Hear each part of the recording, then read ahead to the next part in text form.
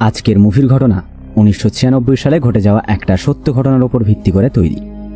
এই মুভিতে দেখানো হয়েছে সেই সময় কি ঘটেছিল এবং কিভাবে একজন ব্যক্তি তার ইচ্ছা পূরণের জন্য নিজের জীবনকে পর্যন্ত বাজি রাখতে পারে।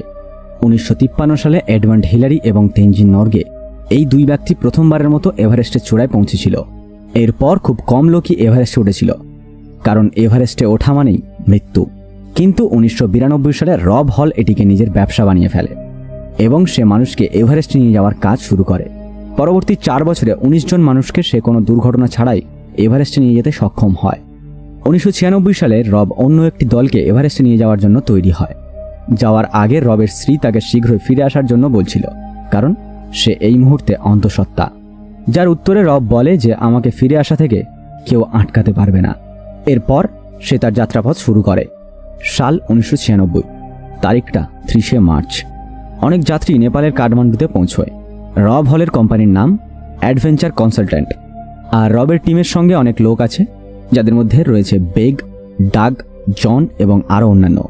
ওদের দল 13 জন সদস্য নিয়ে গঠিত, আর এই ট্রিপটা ওদের সম্পূর্ণ করতে 40 দিনের মতো সময় লাগবে এবং প্ল্যান অনুযায়ী 10ই জুনের মধ্যে তাদেরকে এভারেস্টের চূড়ায় পৌঁছতে হবে।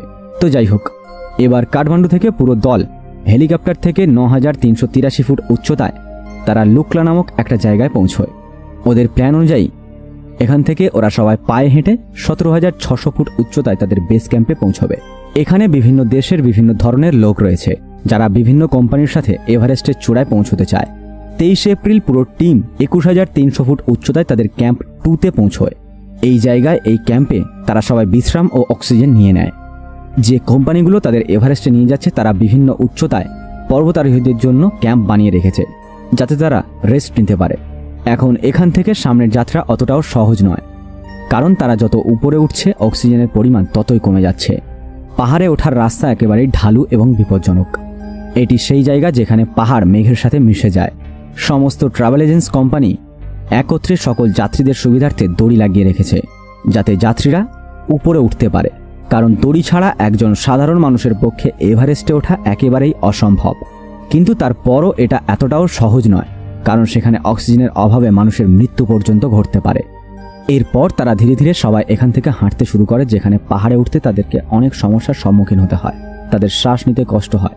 তবুও তারা সবাই এগিয়ে যেতে থাকে এবং 24000 ফুট উচ্চতায় পৌঁছয়। এবার হেলেন, এনার সাথে তো পরিচয় করানো হয়নি। ইনি হলেন রবের দলের base camp manager Helen. Helen নিচের শিবির থেকে রবকে বলে যে আবহাওয়া দ্রুত পরিবর্তন হচ্ছে, কিন্তু আবহাওয়া তার গতিপথ পাল্টে ফেলেছে। যদি এটা উত্তর দিকে না যায় তবে 11 তারিখে এটি একটি বিপর্যয় ঘটাতে পারে। উত্তরে রব বলে যে এখানে কোনো আবহাওয়া কাজ করে না, পাহাড় তাদের নিজস্ব পথ তৈরি করে। এরপর তারা তাদের পুরো দল নিয়ে আবারও পাহাড়ে উঠতে শুরু করে। এখানে প্রবল ঝড়ের কারণে প্রতিটি পা এগোনো তাদের জন্য কঠিন হয়ে ওঠে, কিন্তু তাদের মনের মধ্যে একটা জেদ রয়েছে যে এটা তাদেরকে করে দেখাতেই হবে। তাই তারা কঠিন পরিস্থিতির মধ্যেও এগোতে থাকে এবং তারা তাদের পরবর্তী ক্যাম্পে পৌঁছে যায়, যেটা 26085 ফুট উচ্চতায় অবস্থিত।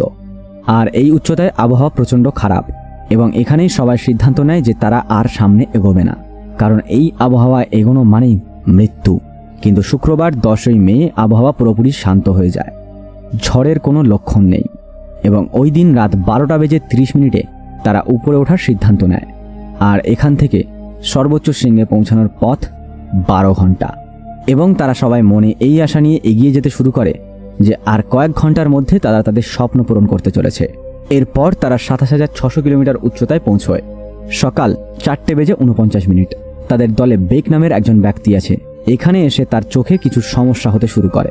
সে ঝাপসা দেখতে শুরু করে, কারণ কয়েক বছর আগে তার চোখের অপারেশন হয়েছিল।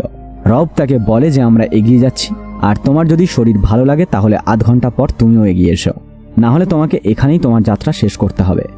এবার বাকি লোকেরা যখন এগোতে শুরু করে তারা দেখে যে সেখানে কোনো দড়ি নেই এবং তারা এখানে দড়ি বাঁধতে শুরু করে, কারণ দড়ি ছাড়া তারা এক ধাপও উঠতে পারবে না। আর এখান থেকে 3 জন ফেরার সিদ্ধান্ত নেয়, কারণ এখানকার বাতাস খুব শক্তিশালী, খুব ঠান্ডা, আর তাদের অক্সিজেনও শেষ। এই কারণেই গন্তব্যের খুব কাছে যাওয়ার পরেও তারা আর কোনো রিস্ক নিতে চায় না, তাই তারা ওখান থেকে ফিরে আসে। এভারেস্টে বিশাল গভীর গভীর তুষার সিংহ রয়েছে, যা অদৃশ্যমান। এই চূড়ায় 19 জন মানুষ পড়ে তাদের প্রাণ হারিয়ে ফেলেছে। তাই দড়ির সাহায্য ছাড়া তারা এক পাও এগোতে পারবে না। এখন তাদের পুরো টিম 28,740 ফুট উচ্চতায় অবস্থান করছে এবং যখন লোকেরা এই উচ্চতায় পৌঁছয় তখন তাদের হাইপোথার্মিয়া শুরু হয়।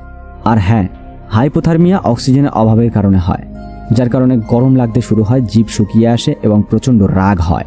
মানুষ পাহাড়ে ওঠার সময় উচ্চতা বাড়ার সাথে সাথে নানান জটিলতার সম্মুখীন হয়, যেমন মনের মধ্যে ভুলভাল চিন্তা, ফুসফুসে জল জমে যাওয়া, এইসবের কারণে মৃত্যুও হতে পারে। এখন তারা দড়ি বেঁধে পাহাড়ে ওঠার প্রস্তুতি নেয়। তাদের সবার অবস্থা খারাপ, কারোর শরীরে এক ফোঁটাও এনার্জি নেই। তাদের আবেগই তাদের সবাইকে এগিয়ে নিয়ে যাচ্ছে। আর অবশেষে দুপুর 1:14 তারা এভারেস্টের চূড়ায় পৌঁছয়। তারা যে সাহস দেখাতে চেয়েছিল তারা সেটা করে দেখিয়েছে। রব ও তার দল খুব খুশি এবং অল্প সময়ের মধ্যেই তারা ফিরে আসার সিদ্ধান্ত নেয়। পরিকল্পনা অনুসারে তাদের দুটোর মধ্যে ফিরে আসার কথা ছিল, কিন্তু তাদের দেরি হয়ে যাওয়ার কারণে মেঘ পাহাড়কে ঢেকে ফেলতে শুরু করে আর তাদের শ্বাস নিতেও কষ্ট হতে শুরু হয়, কারণ সবার অক্সিজেন ফুরিয়ে গেছে। রব ক্যাম্পে যোগাযোগ করে এবং তাদেরকে জানায় যে অক্সিজেন শেষ হয়ে গেছে এবং যারা এভারেস্টের চূড়ায় পৌঁছেছে এখন তারা সবাই ফিরতে শুরু করেছে। তারা একটু নিচে নেমে আসছিল, তখন রব এই লোকটাকে দেখতে পায়, আর ইনি হলেন রবের দলের একজন অন্যতম সদস্য, ডাক। এই তখন সবে উপরে উঠছিল। রব একে উপরে উঠতে বারণ করে, কিন্তু ডাক বলে, আমি যদি আজ উপরে যেতে না পারি তাহলে আর কোনোদিনও পারবো না। এই কথাটা শোনার পর রব কিছুটা ইমোশনাল হয়ে পড়ে আর রব অনেক কষ্ট করে তাকে উপরে নিয়ে যায়। ডাগের অবস্থার অবনতি হয়, কিন্তু অবশেষে ওরা এভারেস্টের চূড়ায় পৌঁছয়। তারা যখন চূড়া থেকে নামতে শুরু করে তখন ডাগের অবস্থা আরও খারাপ হয়ে যায়। সে প্রায় অজ্ঞান হয়ে যাওয়ার অবস্থায়, আর এখন তারা সেখানে আটকে গেছে। রবের দল ডাগকে ওখানে রেখে তাকে ফিরে আসতে বলে, কিন্তু রব কোনোভাবেই একা ফিরতে চায় না। সে বলে, ডাগকে নিয়েই আমি নিচে নামবো, আর আমি যদি ডাগকে নিচে নিয়ে যেতে না পারি তাহলে সে এখানেই মারা যাবে। এরপর দড়ির সাহায্যে তাকে নিচে নামানোর চেষ্টা করে। হঠাৎ করে ওখানে একটা ঝড় শুরু হয় আর রব অনেক কষ্ট করে একটা বিপদমুক্ত জায়গায় ডাগকে ছেড়ে অক্সিজেন নিতে যায়। যাওয়ার সময় ডাগকে বলে যায়, তুমি এখান থেকে এক ফোঁটাও নড়বে না। কিন্তু ডাগের মস্তিষ্ক একেবারেই খালি, তাই সেও রবের পেছনে যেতে শুরু করে। রব এটা জানে না যে ডাগ ওর পেছনে আসছে, তাই যাওয়ার সময় ডাগ একটা খাতের মধ্যে পড়ে মারা যায়। এখানে রব ভীষণভাবে ক্লান্ত হয়ে বসে পড়ে। তখন তার এক বন্ধু সেখানে আসে, সে এসে রবকে অক্সিজেন দেয়। তারপর তারা দুজনেই ঝড়ের মধ্যে নিচে নামতে শুরু করে। তারা সর্বমোট 13 জন ওখানে আটকে আছে। অন্যদিকে ঝড়ের গতিবেগ বাড়ছে। রাত 3টের সময় ক্যাম্প থেকে খবর আসে তাদেরকে সাহায্য করার জন্য বেস ক্যাম্প থেকে লোক পাঠানো হচ্ছে তাদের কাছে, কিন্তু তারা তখনই সেখানে তাদের সাহায্য করার জন্য পৌঁছতে পারবে যখন ঝড় থামবে। উপরে লোকেরা ঝড়, ঠান্ডা এবং অক্সিজেনের অভাবে এক এক করে মারা যাচ্ছে। তারিখটা 11 মে সকাল 5টা। রবের সাথে থাকা আর এক বন্ধু ঠান্ডা এবং ক্লান্তির কারণে ওই উচ্চতায় তার মস্তিষ্ক কাজ করা বন্ধ করে দেয়। এবার যখন রব অজ্ঞান হয়ে যাওয়ার মতো অবস্থায় তখন তার বন্ধু তার জ্যাকেট খুলে ফেলে এবং বলে যে প্রচুর গরম হচ্ছে। এরপর সে পাহাড় থেকে ঝাঁপ দিয়ে নিচে পড়ে যায়। এই পর্যন্ত তাদের ক্যাম্পের সাথে সম্পূর্ণ যোগাযোগ বিচ্ছিন্ন হয়ে গেছে। কিন্তু ঝড় যখন থামে তখন রব ক্যাম্পে কল করে বলে যে সে নড়াচড়া করতে পারছে না, কারণ তার হাত পা বরফ জমে গেছে। রব আরও বলে যে আমার সাহায্যের দরকার, আর আমার বন্ধুও মারা গেছে। তারা রবকে কোনোভাবে নিচে নেমে আসতে বলে, কারণ সেখানে এখনও অনেক জোরে তুফান হচ্ছে। কিন্তু রব বলে যে আমি নিচে নামতে পারবো না, এবং এরপর তাদের কল ডিসকানেক্ট হয়ে যায়। এখন নিচে বেস ক্যাম্পের দল সিদ্ধান্ত নেয় রবকে রবের স্ত্রীর সাথে কথা বলাতে হবে, কারণ রব তার স্ত্রীর কণ্ঠস্বর শুনলে আরও বেশি উৎসাহিত হবে নিচে নামার জন্য। তারপর তারা যেই কথা সেই কাজ। তারা রবকে তার স্ত্রীর সাথে কথা বলায়। রবের স্ত্রী বলে, তোমাকে এগোতে হবে, কিছুক্ষণের মধ্যে সূর্যোদয় হবে, যে কোনোভাবে তুমি নিচে নেমে এসো।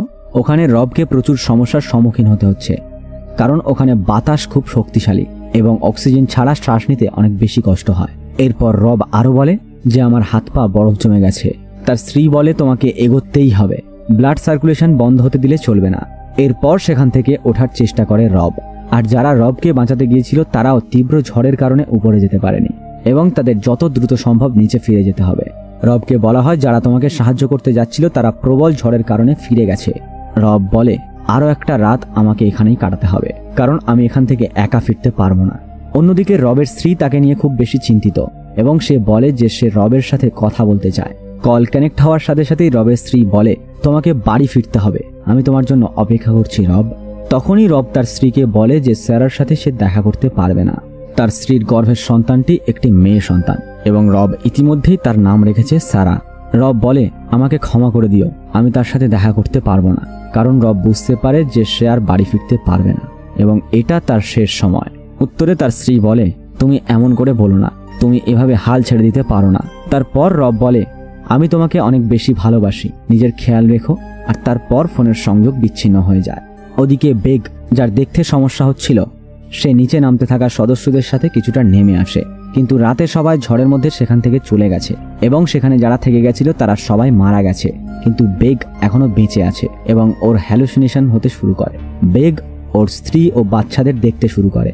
বেগ টলমল করতে করতে ক্যাম্পের দিকে এগোতে এগোতে অবশেষে সে ক্যাম্পে গিয়ে পৌঁছয়। তারপরেও ওর শারীরিক অবস্থা খুব খারাপ। ওকে তাড়াতাড়ি নিচে নিয়ে আসতে না পারলে ও মারা যাবে। এই কথা শুনে ওর স্ত্রী বলে, হেলিকপ্টারের ব্যবস্থা আমি করে দেব। যার উত্তরে হেলেন বলে, উপরে হাওয়ার চাপ অনেক বেশি, হেলিকপ্টার সেখানে যেতে পারবে না। তারপর নেপালের আমেরিকান এম্বাসিতে কল করে বেগের স্ত্রী সাহায্যের জন্য চাপ সৃষ্টি করে এবং তারা বেগের জন্য হেলিকপ্টার পাঠায়।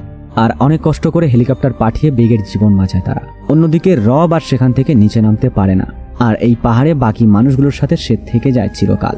তারা সবাই সেখানেই মারা যায়। ওদিকে বেগকে নিচে নামিয়ে এনে চিকিৎসা করা হয়, কিন্তু হাত ও নাকে রক্ত জমে থাকায় সেগুলো গলে যায়, যার কারণে তার হাত ও নাক কেটে বাদ দিতে হয়। কিন্তু বেগের পরিবার তাকে মেন্টালিভাবে অনেক সাপোর্ট করতে থাকে এবং আজও সে তার স্ত্রী এবং তার সন্তানদের সাথে থাকে। 1996 সালের জুলাই মাসে রবের মেয়ের জন্ম হয় আর তার নাম তার স্ত্রী সারা রাখে, রব যেমন চেয়েছিল।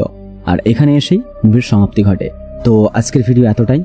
ভিডিওটা কেমন লাগলো অবশ্যই কমেন্ট করে জানিও। আর ভিডিও ভালো লাগলে শুধু একটা লাইক করে বন্ধুদের সাথে শেয়ার করে দিও। আর হ্যাঁ, তোমরা যারা সরাসরি আমার সাথে কথা বলতে চাও চলে এসো ফেসবুক, ইনস্টাগ্রামে। লিংক ভিডিও নিচে ডেসক্রিপশনে দেওয়া রইল। চলো দেখা হচ্ছে পরের ভিডিওতে। বাই।